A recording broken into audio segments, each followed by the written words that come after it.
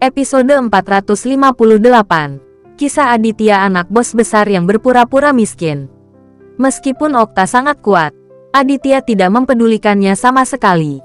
Okta sekali lagi merasakan perasaan dihina. Dia juga sangat bingung. Apakah Aditya benar-benar tidak takut mati? Dalam situasi saat ini, apakah Aditya masih bisa pergi? Bukankah dia takut nyawanya akan hilang di sini? Haha, bagus sekali. Tuan muda dari keluarga Edward benar-benar luar biasa. Tapi pernahkah kamu memikirkannya? Aku ingin membunuhmu dalam hitungan menit. Apakah kamu pikir kamu bisa meninggalkan tempat ini hidup-hidup hari ini? Okta melihat Aditya dan berkata, faktanya, lelaki tua ini mengulur waktu. Temukan peluang untuk tiba-tiba menyelamatkan Doni. Jika Aditya tidak menodongkan pisau ke Doni, Okta akan memberikan perintah untuk mengambil tindakan.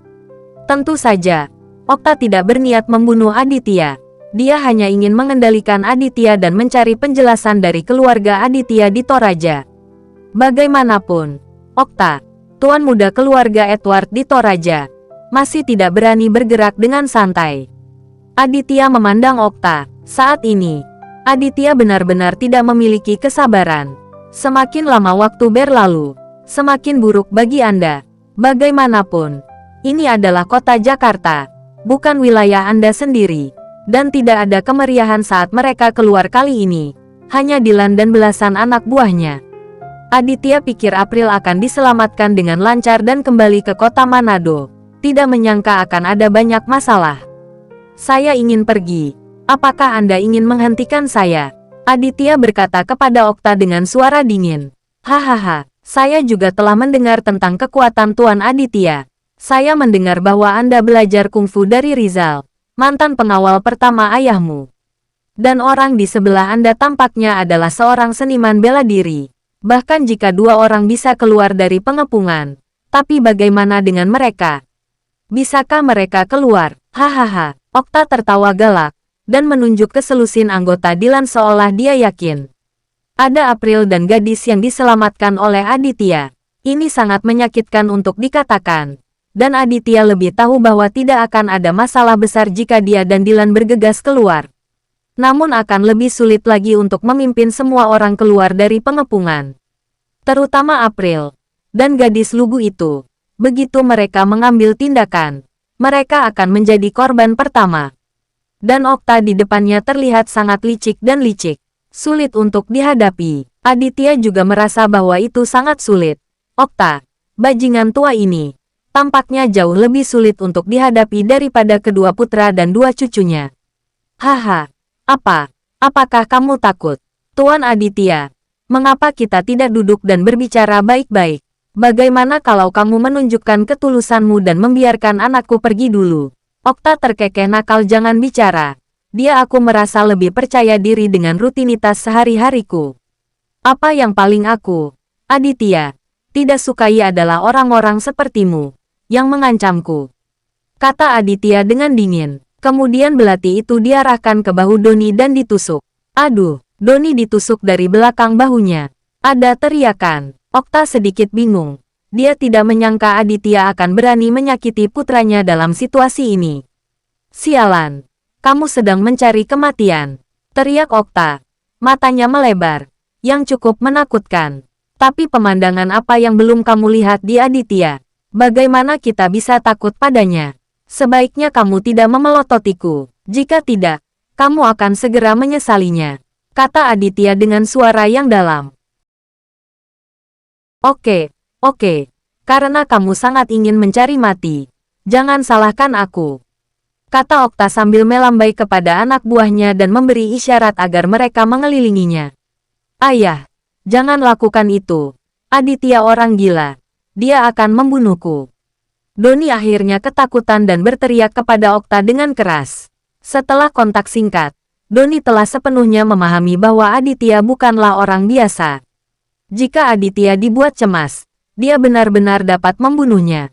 Faktanya, Okta sedang mengganggu orang terpandang dan berada dalam masalah. Dia juga khawatir Aditya akan benar-benar membunuh Doni. Namun, banyak hal telah berkembang hingga saat ini, dan Okta hanya bisa berpura-pura berani. Dia hanya ingin menakut-nakuti Aditya. dan kemudian segalanya akan menjadi lebih mudah. Dilan, bawa mereka keluar dan lihat siapa yang berani menghentikan mereka. Kata Aditya kepada Dilan dengan dominan. Kamu berani pergi, sialan. Siapapun yang berani melangkah keluar, akan saya bunuh. Okta memperingatkan Aditya dengan mata galak seolah-olah dia tidak takut. Kamu berani membiarkan bawahanmu bergerak. Aku akan membiarkan putramu segera melihat Raja Neraka. Aditya juga sangat marah, memegang belati di leher Doni dan berteriak dengan tegas. Jika dia benar-benar marah, dia tidak akan mempercayainya. Dia tidak bisa mengalahkan orang tuan ini.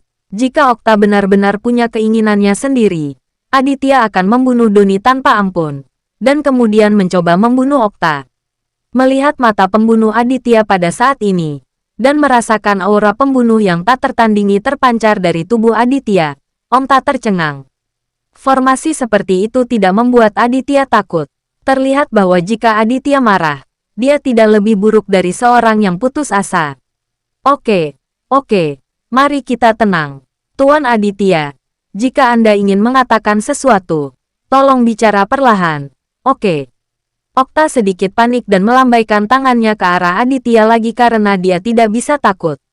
Kamu masih sombong, minggir. Aditya memenggertak Okta seolah-olah sedang memarahi anak-anak.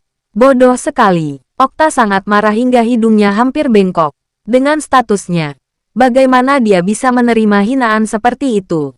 Semuanya terjadi hari ini, dan Okta merasa seperti sedang basa-basi.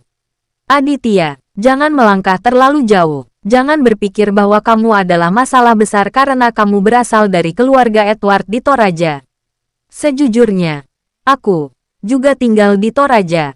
Bahkan jika ayahmu bertemu denganku saat itu, dia harus menyapaku. Okta memelototi Aditya dan ingin menamparkan Aditya dengan kata-kata kasar lagi. Ledakan. Ya Tuhan, Okta ingin menggertak beberapa kata lagi. Tetapi tiba-tiba perutnya ditendang oleh Aditya. Dia menjerit kesakitan dan mundur beberapa langkah, lalu duduk di tanah. Tongkat penyangga kepala naga juga terjatuh, dan tendangan Aditya yang kuat dan berat membuat Okta terkena pukulan telak. Usianya lebih dari 80 tahun. Bagaimana dia bisa menahan tendangan ini? Jika Aditya tidak menunjukkan belas kasihan karena usianya, dia akan langsung meninggal. Sialan, kamu menendangku. Okta kehabisan terengah. Setelah dibantu oleh bawahannya, dia menatap Aditya dengan kesal. Dilan, ayo pergi. Aditya berteriak pada Dilan. Lalu dia menyeret Doni dan memimpin keluar dari gerbang villa. Dilan tidak terlalu peduli. Dia hanya menuruti perintah Aditya. Saat ini, Dilan memimpin selusin anak buahnya untuk melindungi April dan gadis itu, dan mengikuti Aditya keluar dari gerbang villa. Tuan Okta, apakah Anda akan membiarkan mereka pergi begitu saja? Seorang pria berjanggut di sebelah Okta bertanya pada Okta, dengan ekspresi galak di wajahnya. Bersambung.